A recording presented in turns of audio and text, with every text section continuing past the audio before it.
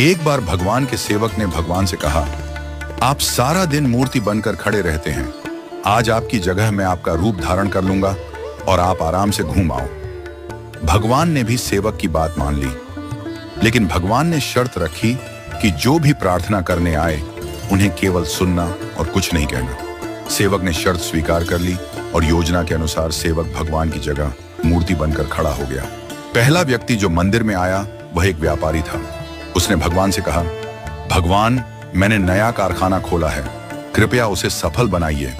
व्यापारी माथा टेकता है और तभी उसका बटुआ गिर जाता है। वह बटुआ गिराकर बिना देखे चला जाता है। सेवक बेचैन हो जाता है और सोचता है कि व्यापारी को बता दे कि उसका बटुआ गिर गया है, लेकिन भगवान की शर्तों के अनुसार वह कुछ नहीं कहता। कुछ समय बाद एक गरीब आदमी आता है और भगवान से कहता है, भगवान, घर में खाने के लिए कुछ नहीं है, कृपया हमारी मदद करें। भगवान के सामने बटुआ पड़ा होता है। वह गरीब आदमी भगवान का धन्यवाद करता है और बटुआ उठाकर चला जाता है। फिर एक नाविक आता है और कहता है, भगवान, मैं 15 दिनों के लिए समुद्र की यात्रा पर जा रहा हूं, कृपया मेरी यात्रा में कोई समस्या ना हो।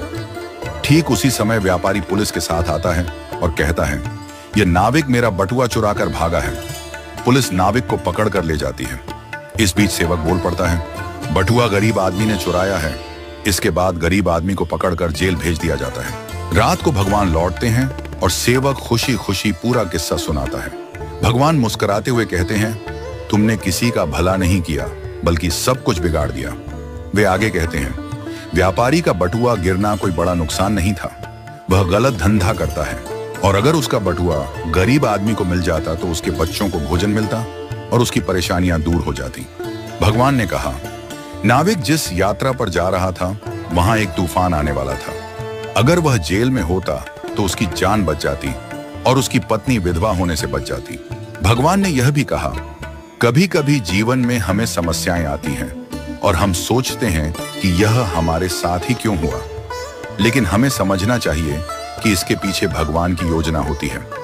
भगवान ने हमें यह सिखाया कि जो भी होता है वह हमेशा अच्छे के लिए होता है, भले ही हमें वह समझ में ना आए। इस कहानी से यह शिक्षा मिलती है कि हमें भगवान पर विश्वास रखना चाहिए और जो भी घटनाएं घटित होती हैं उन्हें अच्छे के लिए मानकर स्वीकार करना चाहिए।